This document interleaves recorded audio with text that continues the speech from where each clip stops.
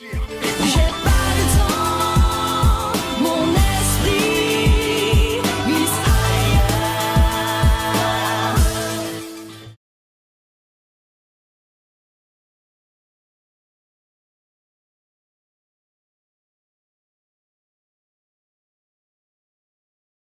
Il aborde deux questions. La première, c'est les conditions dans lesquelles M. Moreno a mené son enquête. Je vous rappelle qu'au terme de l'article 21 du statut de la Cour, le procureur doit mener ses enquêtes conformément aux droits de l'homme internationalement reconnus.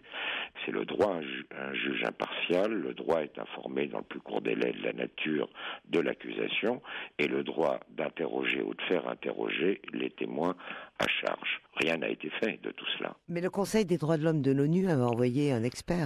Oui, mais est-ce que le Conseil des droits de l'homme de l'ONU a interrogé les dirigeants de la Jamiria arabe libyenne? Est-ce que le Conseil national des droits de l'homme de l'ONU a enquêté sur place? Mais non, on est dans le cadre d'un double standard. On a décidé que les coupables étaient les dirigeants d'un camp et qu'il fallait exonérer absolument de toute responsabilité de ceux qui sont à l'origine des événements qui secouent actuellement la Libye. Il semble aussi que vous pointiez le doigt sur les bombardements de l'OTAN. Voilà. Effectivement, ces bombardements de l'OTAN, bien entendu, ont causé des pertes en vies humaines. Qu'est-ce que je demande à M. Moreno? Eh bien, tout simplement d'appliquer l'article 8 du statut de la Cour de Rome. L'article 8 dit, en définissant les crimes de guerre, que le fait de diriger intentionnellement des attaques contre la population civile en tant que telle est un crime de guerre. Alors, le fait de bombarder le domicile du fils de Kadhafi et de tuer à ce moment-là le fils et toute sa famille, c'est bien un bombardement intentionnel d'un domicile appartenant à des civils. Et pourquoi l'OTAN a-t-elle bombardé à ce moment précis le domicile de fils de Kadhafi? Eh bien, tout simplement parce qu'il pensait que Kadhafi se trouvait à l'intérieur de cette maison. L'OTAN dit que les cibles... Mais ce sont les textes qui le disent. C'est le statut de la Cour de Rome qui l'affirme. Donc vous portez plainte contre l'OTAN? Alors ce n'est pas un État est irrecevable à porter plainte contre l'OTAN. En revanche, j'attire l'attention de M. Moreno sur la compétence de la CPI concernant les crimes de guerre, en lui demandant bien entendu d'instruire, dès qu'il en aura été saisi, des plaintes qui vont être déposées par les victimes civiles des bombardements de l'OTAN.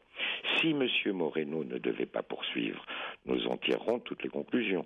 Ça signifierait que cette enquête et que la CPI, d'une manière générale, n'est ni indépendante ni impartiale, eh bien, nous déposerions à ce moment-là une requête en suspicion légitime. Vous attendez donc une réponse là du procureur Moreno? Dès qu'il aura été saisi des plaintes des victimes civiles de ces bombardements, je me rends à Tripoli jeudi, je vais recueillir ces plaintes, je vais les suivre en relation avec mes confrères qui, eux, ont en charge les intérêts des familles. En ce qui me concerne, j'ai en charge les intérêts de l'État libyen. Quand vous parlez de la partie civile et des victimes, vous parlez de la famille de Moammar Kadhafi. Il n'y a pas seulement cela, il n'y a pas seulement la famille de Moammar Kadhafi. Il y a les passagers d'un bus, il y a toutes les victimes collatérales de ces bombardements. Vous avez remarqué d'ailleurs le terme aseptisé, victime collatérale.